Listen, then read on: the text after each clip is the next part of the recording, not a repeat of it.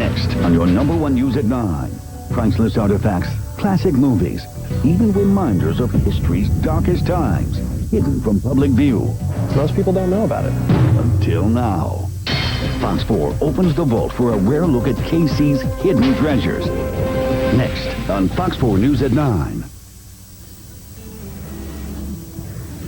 All right, think of all those items you store in the basement, attic, or some other storage facility. Would any of those items be a great conversation piece? Nothing I store would be. No, not for me. Fox 4's Heather Claybrook shows us some odd and fascinating items with historical value stored right here in the metro, and the public rarely gets a chance to see them.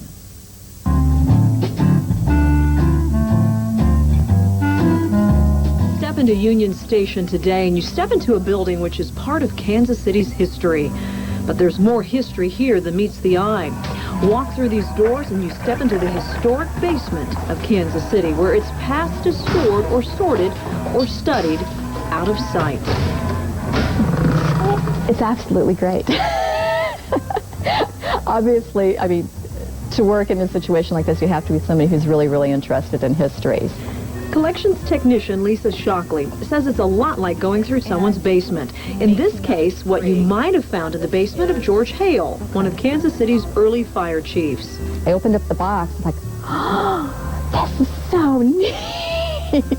It was this badge that Hale wore as fire chief from 1888 to 1902.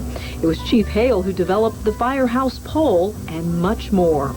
He also is very important to the history of motion pictures, developing a movie-enhanced ride that was the forerunner of the motion simulator. It's the forerunner of the IMAX type of technology, or a lot of the rides they have at Disney World. Another piece of Kansas City history tucked away at Union Station belongs to one of the first big stars of Broadway and the opera. It's goosebumps, hearing her sing. Alice Nielsen grew up in Kansas City, and before her death, she donated many of her costumes to Union Station. Union Station is also home to one of the largest Native American collections. We have some of the best examples of Cheyenne and Arapaho beadwork anywhere in the country. Why not display all of these interesting items? Shockley says the average museum only displays about 2 to 5% of its collections due to space and preservation. You never would want to exhibit everything that you have because light issues. Once something becomes light damaged, it can't ever be repaired. That's why museums are so dark, to protect the items on display from harsh lights. There are other reasons to save things other than just exhibit. And just because it's not on permanent display doesn't mean the public can't view it. Researchers often make requests to view collections stored in a museum, and that research may include all sorts of media. We want people to know that these are treasures and they're here for people to use. Like old television footage. It's an excellent collection, and anyone who's doing research on that time, it's just a very visual way to look at history. WDAF-TV donated its film archives to Union Station to help preserve Kansas City history. If Japan does not surrender, go behind the scenes of Truman Library, and there are more presidential artifacts than you can imagine. About 28,000 pieces, many of them were gifts to President Harry Truman. Again, space and preservation issues dictate that they stay in the basement and not on permanent display. Harry Truman, of course, was a very common man. He was an ordinary man, and so he relished getting gifts from ordinary people.